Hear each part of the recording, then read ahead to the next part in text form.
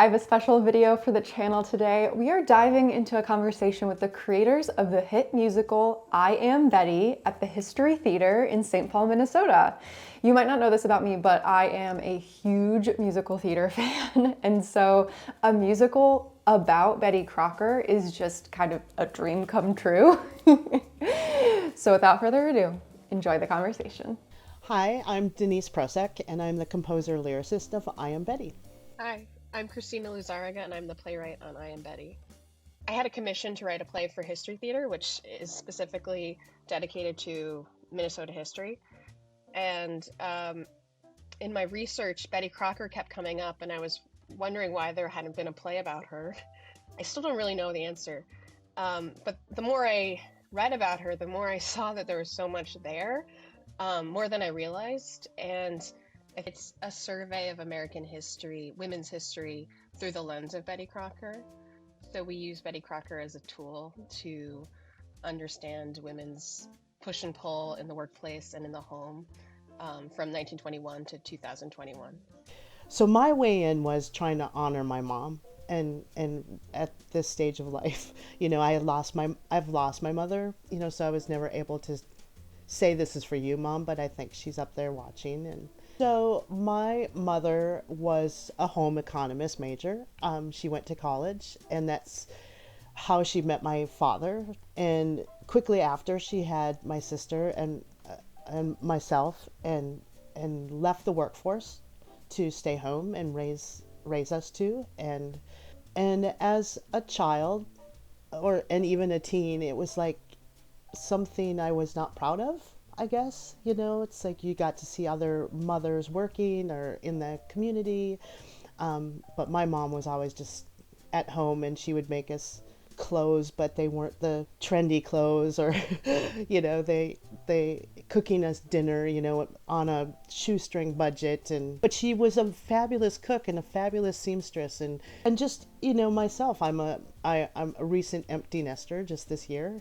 Both my sons are off to college, and just trying to work in the theater business as a mother, and not feeling guilty about leaving every evening and every weekend for shows, and just that whole balance of how women everywhere are constantly struggling with not only the balance but the guilt of leaving your family for something that you're passionate about. On a personal level, I think as a playwright, you're always looking for some way into the story that makes it specific to you.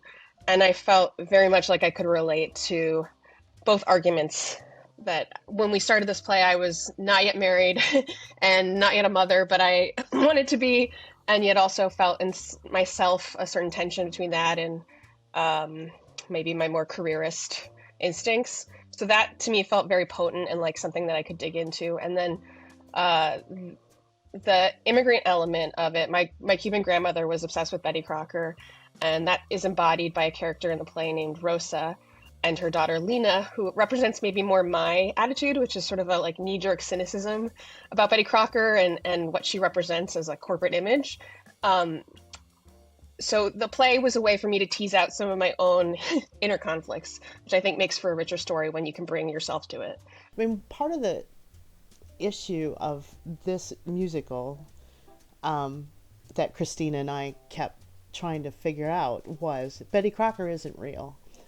So how do you write a musical that is supposed to be universal, that everyone can attach themselves to at some point, or know somebody that's in it, with a made-up character, right? An icon, a marketing tool for General Mills, and so being able to discover Marjorie Child Husted. And there was so much tension in the story of Marjorie and later Barbara Jo, and the larger opposing forces kind of represented by Betty Crocker and Betty Friedan, that it seemed like there was a lot of interesting dramatic potential to explore there. Barbara Jo Davis, in fact, is one of the first ones to work on Hamburger Helper, and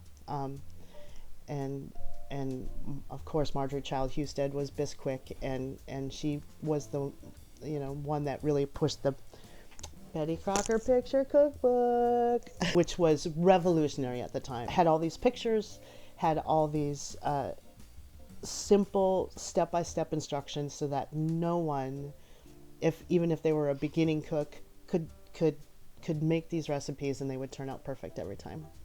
So We could have told a whole play about just the 20s and 30s, probably. Like, so much happened that it became a struggle of contraction and scope. So her cultural relevance had waned by the time we had gotten to the 60s and 70s. So that kind of presents a dramatic challenge, because how do you portray this figure whose influence and legacy is maybe on the way down? Barbara Jo Davis,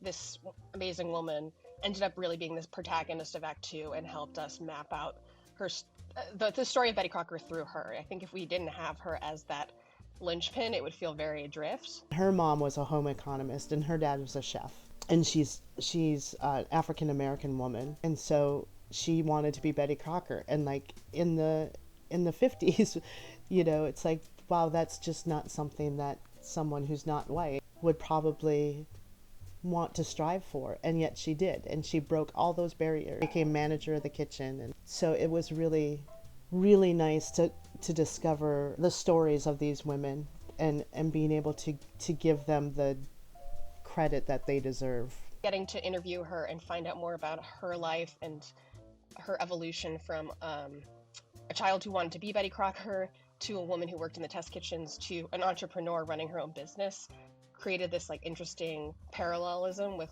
Marjorie Houston in the first act, and made this elegant structure that we couldn't have really conceived of. It just nicely worked out that way.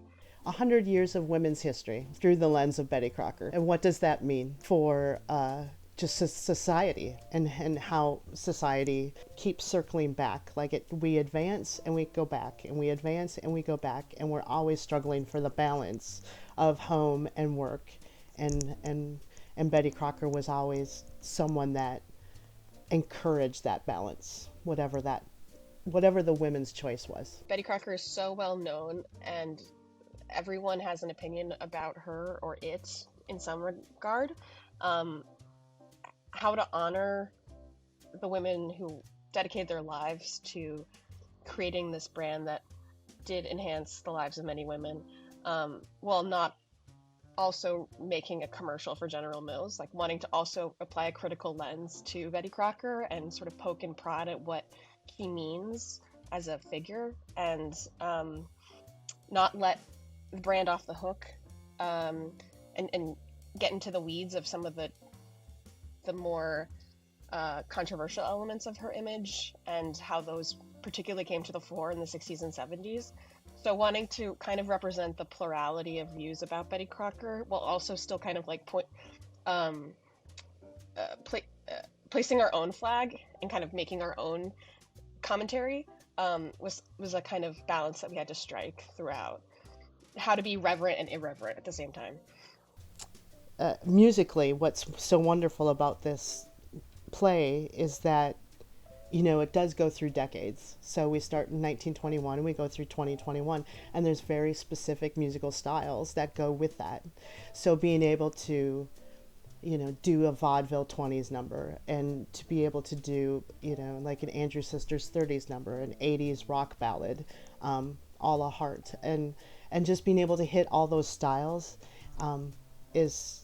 was really grounding, and also gave the audience a really easy way to skip through and go, oh, we're in the 70s, got it, we're doing some disco. But we also have what I consider, I guess, a more modern approach to songwriting, what you hear today in musical theater. And so whenever someone is very internal, like it's a very internal moment, it turns into a modern sounding piece. And so it can really bring out the emotion of what they're saying versus rooting it in the outside bubble of what the musical style was. So, for example, Marjorie Houston's her big I Want song is called Something More, and it starts off with them trying to figure out, like, it's like a job interview. She's like, this is what I can give you, right? And then it turns into a modern rock ballad where she gets to say, my mom struggled all her life, this is something that I really want. I think I can help, feel like I have something more in me to give to the world. But everyone that works in the kitchen, the responsibility that these women felt to always make women's lives easier, no matter what it was, they carried that tradition. They carried that respect with every recipe and every test and everything that they made, every product. It wasn't about selling General Mills products, although that was, the goal. But it was always about what do women need from us right now, and how do we give it to them, and how do we make it so that we are equals and we're not talking down to them, that we are really trying to uplift all the women and all the choices that they have to make. Well, yeah, Melinda, I wondered if you're aware that there's a character who's very much like you in the show. No. What? So in 2021, we meet Carmen, the granddaughter of Rosa, the daughter of Lena, the Cuban immigrants, who has created a YouTube channel dedicated to cooking her way through Betty Crocker's recipes and inviting friends in. And I honestly think we've probably looked you up before when we were doing research. I mean, it's been a while, but yeah, it's a little eerie even to be doing this, because this happens in our show. Like, we literally see a YouTube clip of Carmen showing off her latest Betty Crocker recipe to her followers. So yeah. Oh my gosh, I love that so much. That's so cool. But I feel like it really is a testament to like the fact that what you were saying about like Betty Crocker's goal to like just help women in the kitchen find their way through the kitchen, feel supported. I feel like that's kind of what I'm trying to do today with my YouTube channel. Even it's just kind of like continue to like embody the spirit of all of these women who represent Betty Crocker.